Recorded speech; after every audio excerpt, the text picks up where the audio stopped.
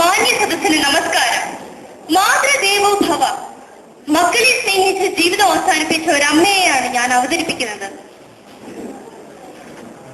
ഗോമതി മോളെ, നിന്റെ അച്ഛന്റെ വലിയ ആഗ്രഹമായിരുന്നു നിന്നെ ഒരു ഡോക്ടറായി കാണണമെന്ന്. പക്ഷെ അതൊന്നും കാണാൻ അദ്ദേഹം ഇപ്പൊ ഇല്ലല്ലോ. കരയല്ലേ അമ്മേ, അച്ഛന്റെ ആഗ്രഹമെല്ലാം സാധിച്ചില്ലേ? അച്ഛനെ ഇതെല്ലാം സ്വർഗത്തിരുന്ന് കാണുന്നുണ്ടാവും. ഉണ്ടാവും മോളെ, അമ്മയ്ക്ക് സന്തോഷായി. മോൾ അച്ഛനെ മനസ്സിൽ ധ്യാനിച്ച് ജോലിക്ക് പുറപ്പെട്ടോളൂ.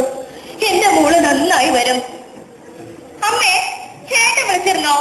ചേട്ടൻ നേരത്തെ പറഞ്ഞിരുന്നല്ലേ ഇത് ജോയിൻ ചെയ്യുന്ന കാര്യം. എന്നിട്ട് എന്താ ചേട്ടൻ തന്നെ വിളിക്കാത്തെ? ഒരു എഞ്ചിനീയറിന്റെ തിരക്ക് നിനക്ക് അറിയുന്നതല്ലേ. എന്റെ എല്ലാ കാര്യങ്ങളും അവന്റെ തലയില്. പാലങ്ങള്, കെട്ടിടങ്ങള്, റോഡുകള്. ഇന്ത്യക്ക് പുറത്തൊന്നുമല്ലല്ലോ. ഈ തിരക്കിനിടയ്ക്ക് നമ്മുടെ കാര്യമൊന്നും അന്വേഷിച്ചാലെന്താ? ചേട്ടന്റെ കാര്യം മാത്രം. ഒരു തൊഴിലിന് പോകുമ്പോ ആവശ്യമില്ലാത്ത ഒന്നും പറയണ്ട. നിങ്ങളൊന്നും ഇല്ലാത്തപ്പോ ഞാൻ ഇവിടെ ഒറ്റയ്ക്കല്ലേ. ആ ദിവാകരൻ ഉള്ളതുകൊണ്ട് ഒന്ന് മനസ്സമാനത്തോടെ കഴിയുന്നത്. മോള് പോവാൻ നോക്ക്. ദിവാകര, ദിവാകര. ഗോമതി മോൾക്ക് ഇറങ്ങാൻ സമയായി. നീ ആ വണ്ടി ഇറക്ക. ശരി അമ്മേ.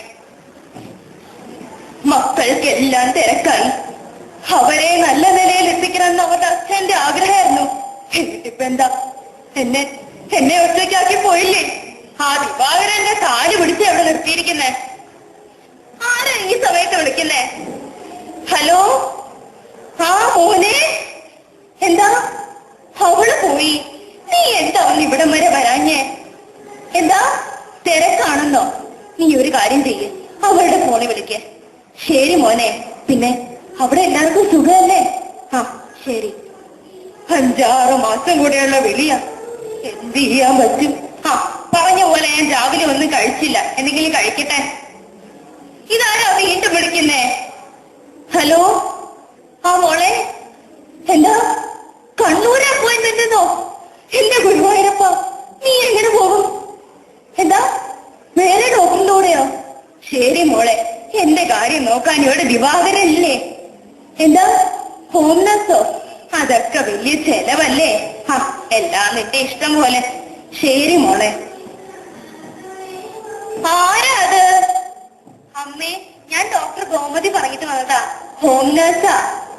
അവള് പറഞ്ഞിരുന്നു. അമ്മ ഇവിടെ ഒറ്റയ്ക്കാണോ? എന്റെ കൂടെ ഒരു ദിവാകരനുണ്ട്, ഡ്രൈവറാ. ഞാൻ വിളിക്കാം. ദിവാകര, നീ ഇങ്ങോട്ട് വന്നേ. ദിവാകര, ഇത് നമ്മുടെ കൂടെ താമസിക്കാൻ വന്നതാ. ഹോം നഴ്സാന്ന്. പേരെന്താ? രേണുക. ദിവാകര, ചെല്ല്. ഇനി പരിചയപ്പെടാൻ സമയമുണ്ടല്ലോ. ബാ മോളെ, ബാഗൊക്കെ അകത്ത് കൊണ്ടുവയ്ക്കാം. രേണുകേ, ദിവാകര എവിടെ പോയി? രണ്ടും കൂടെ നിന്ന് കിന്നരിക്കുന്ന ഇടയ്ക്കൊക്കെ ഞാൻ കാണാറുണ്ട്. ഇനി വല്ല വഴിക്കും പോയോ? ആരോട് ചോദിക്കാനാ? ബോഡി കിടക്കുന്ന അകത്താണോ? വാദം തുറന്നിരിക്കുകയായിരുന്നോ? അടുത്ത് വാദം തുറന്നിരിക്കുകയായിരുന്നു. ആരാ നീ കണ്ടത്? പറയണോ? ഇങ്ങോട്ട് മാറിയേ. താൻ എങ്ങനെയാണ് ഇറങ്ങിയത്? സാറേ, ഞാനാ ഇവിടെ തെങ്ങ് കയറാൻ വരുന്നേ. മണ്ണ് വിളിച്ചപ്പോ ആരെയും കണ്ടില്ല. അങ്ങനെയാ സാറേ അറിഞ്ഞത്. ഇവരുടെ മക്കളുമായി ബന്ധപ്പെടാൻ വല്ല മാർഗോ? മൂത്ത മോൻ ബാംഗ്ലൂരാ സാറേ. രണ്ടാമത്തെ മോൻ ഇവിടെ കണ്ണൂർ ഡോക്ടറാ. ഡോക്ടറെ ഞാൻ അറിയിച്ചിട്ടുണ്ട്. ശരി. അമ്മ, മോളാണോ? അതെ സർ. എന്റെ അപ്പയ്ക്ക് എന്ത് പറ്റി? നിൽക്കൂ ഡോക്ടർ, അകത്തേക്ക് പോകാൻ പറ്റില്ല. മരിച്ചു ചെറിയ ദിവസമായി തോന്നുന്നു. വെറും അസ്ഥികൾ മാത്രമേ ഉള്ളൂ. സർ, എന്റെ അമ്മയെ നോക്കാനൊരു ഹോം നഴ്സിനെ ഡ്രൈവറെ നിർത്തിയിരുന്നതാ സർ. അങ്ങനെയുണ്ടോ? എന്നിട്ട് അവരെ ഇതുവരെ കാണുന്നില്ലല്ലോ. സ്വന്തം കടമകൾ മറന്ന് ജീവിത ലക്ഷ്യങ്ങൾക്കായി മക്കൾ പായുമ്പോൾ ഒന്നോർക്കണം. വീട്ടിലെ ഒരു ഇരുളടഞ്ഞ മുറിയിൽ ഒരു വൃദ്ധനോ വൃദ്ധ കിടപ്പുണ്ടെങ്കിൽ അവരുടെ ഊഴം കഴിഞ്ഞാൽ അടുത്ത ഊഴം നിങ്ങളുടെയാണ്. പ്ലീസ് സർ, എനിക്ക് നമ്മെ ഒന്ന് കാണിച്ചു തരൂ സർ. FIR എഴുതിക്കണമെങ്കിൽ പോയി കൊണ്ടുവരൂ.